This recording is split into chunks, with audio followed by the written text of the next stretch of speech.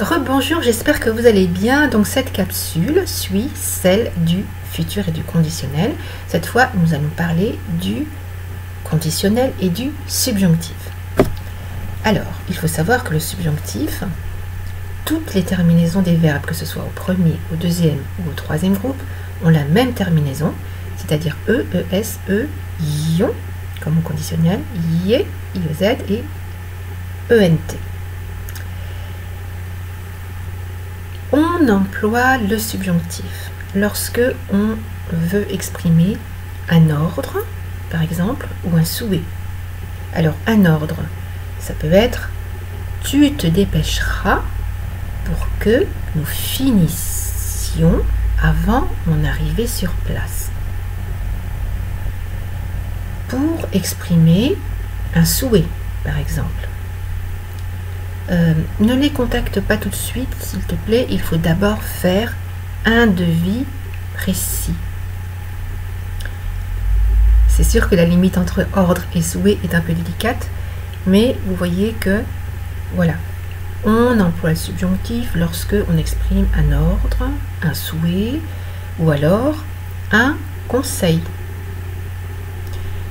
Tu te dépêcheras pour que nous finissions avant mon arrivée sur place. Le subjonctif est employé également avec certains adverbes. Alors vous allez trouver ça dans des écrits, par exemple, les écrits bibliques, par exemple, des écrits anciens. Pourquoi? Parce qu'on inverse les sujets. Puissiez-vous réussir? Vous voyez que ce genre d'expression, ce sont des expressions très recherchées. Avec certains adverbes, par exemple. Il voulait parler avec l'entrepreneur, cela seul. Aussi, il me demande-t-il de m'écarter, enfin d'aller plus loin. Donc avec le aussi, c'est un adverbe, on utilise le subjonctif.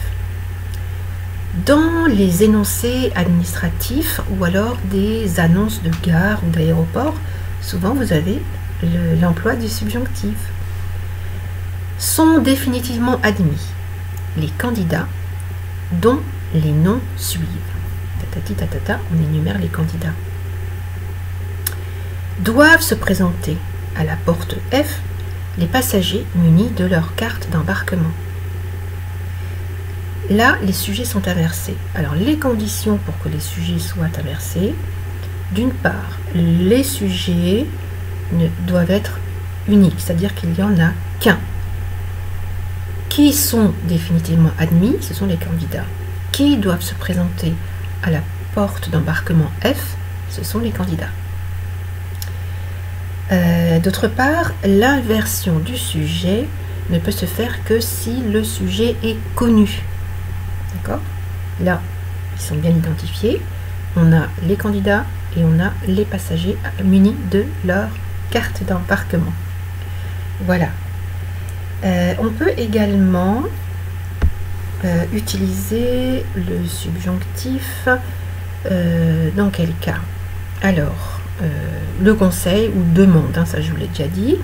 Donc par rapport à notre petit dessin animé que je vous ai mis dans le dossier, regardez, cours de français sur ma chaîne YouTube, je vous ai mis le petit dessin animé, les 3 petits cochons et du méchant loup. On va toujours se situer par rapport à des cas concrets. Verbe du 3e groupe. Il faut que je construise une maison en dur. Donc, même terminaison que un verbe du 2e groupe ou un verbe du 1er groupe. Exemple, il faut que je finisse les branchements électriques. Verbe du 1er groupe, il faut que je lave la voiture à cause de la poussière. D'accord? Voilà. Alors, nous allons entrer.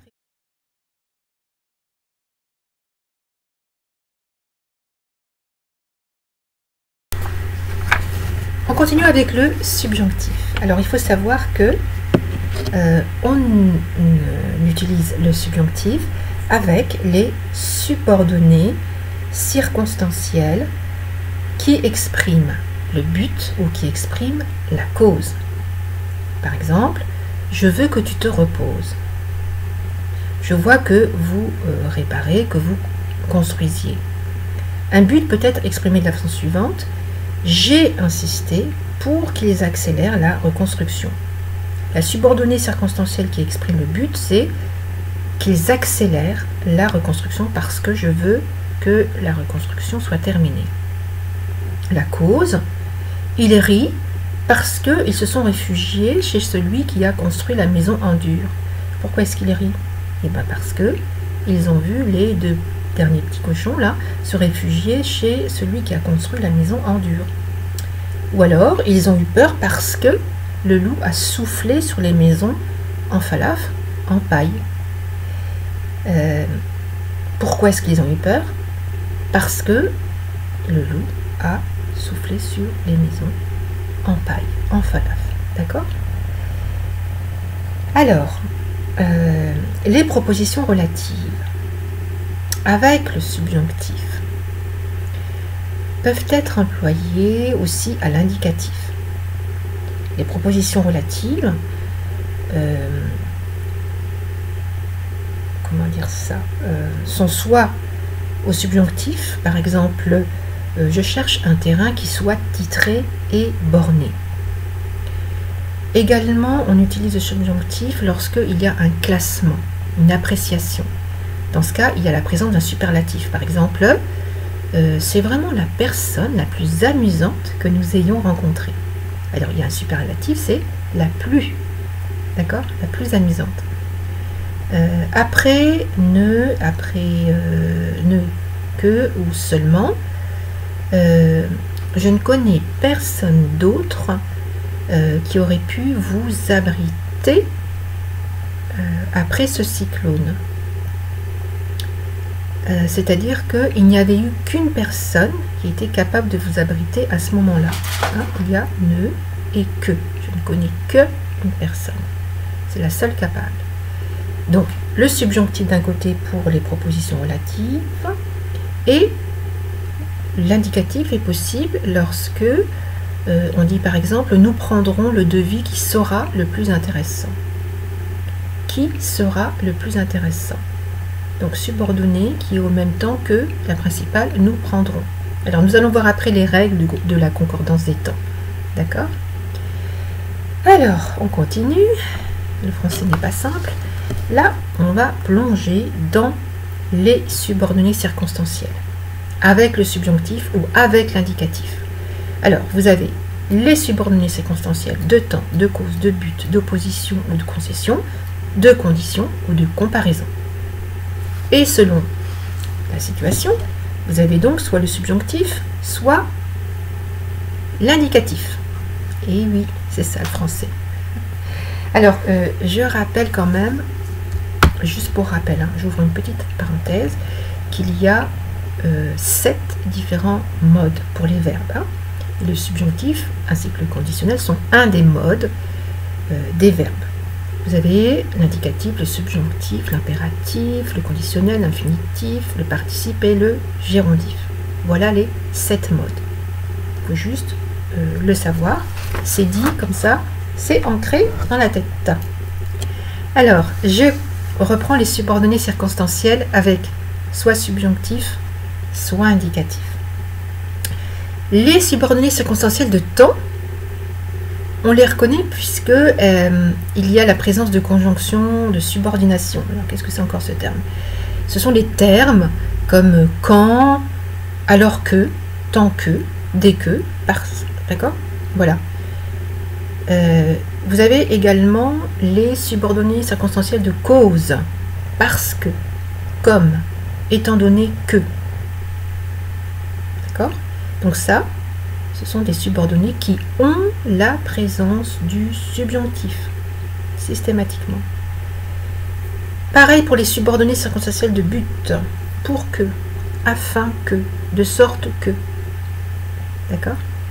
Je construis une maison en dur de sorte que je ne subisse plus les avaries du cyclone. Voilà, c'est clair, c'est un but, d'accord? Subjonctif. Les subordonnées circonstancielles d'opposition et de concession ont également le subjonctif. Alors, comment est-ce qu'on les reconnaît? Eh bien, on les reconnaît parce qu'il y a la présence de quoique, alors que, malgré que. Malgré que on les avertit, ils continuent de construire des maisons en paille. D'accord? Voilà.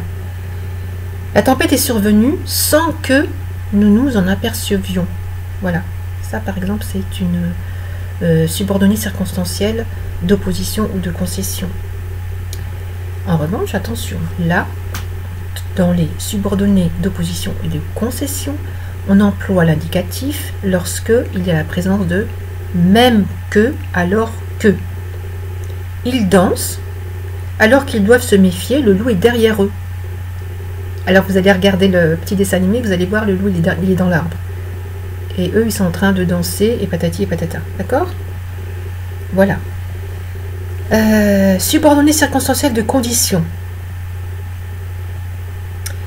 Lorsque on a la présence des conjonctions de subordination, si, selon que, suivant que, on a l'indicatif.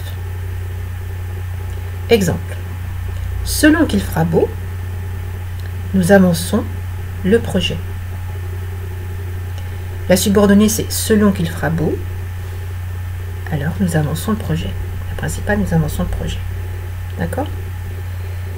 Donc, la subordonnée, je ne l'ai pas dit, la subordonnée circonstancielle de condition, vous les reconnaissez parce que vous avez si, pourvu que, selon que, à moins que, pour peu que, à supposer que, suivant que.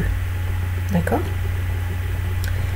La subordonnée circonstancielle de condition, elle est spéciale puisque avec au cas où et quand bien même, on a le conditionnel. Pas l'indicatif, pas le subjonctif. D'accord? Exemple.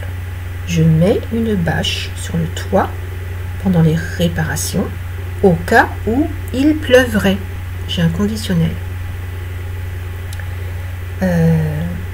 Dans tous les autres cas, en ce qui concerne la subordonnée circonstancielle de condition, eh ben, on a le subjonctif. Cette maison sera parfaite, pourvu qu'elle soit bien construite. D'accord?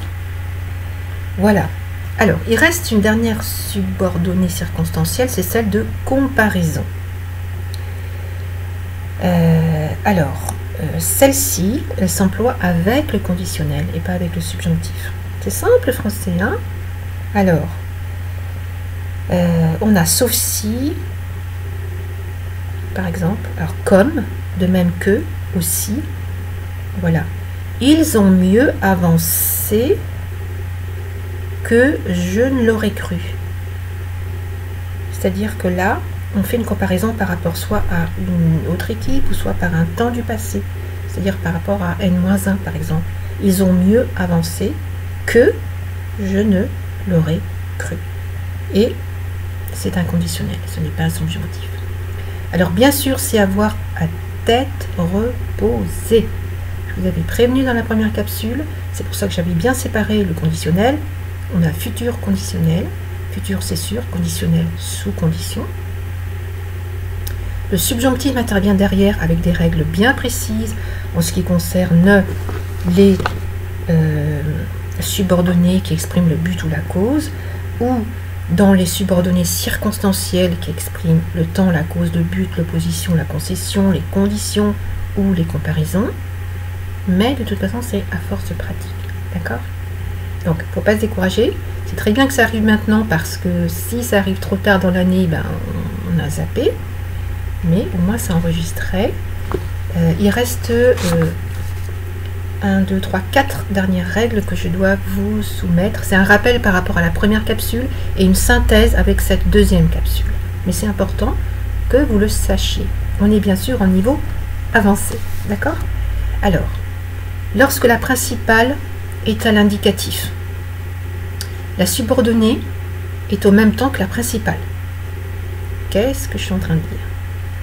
Si tu construis en dur, présent, tu te protégeras du vent ou du loup, futur.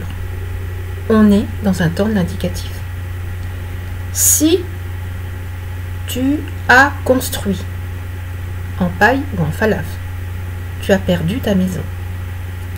Tu as construit, passé composé. Tu as perdu, passé composé. La principale et la subordonnée sont dans le même temps. D'accord? Bien retenir ça. Ça, c'est la concordance des temps.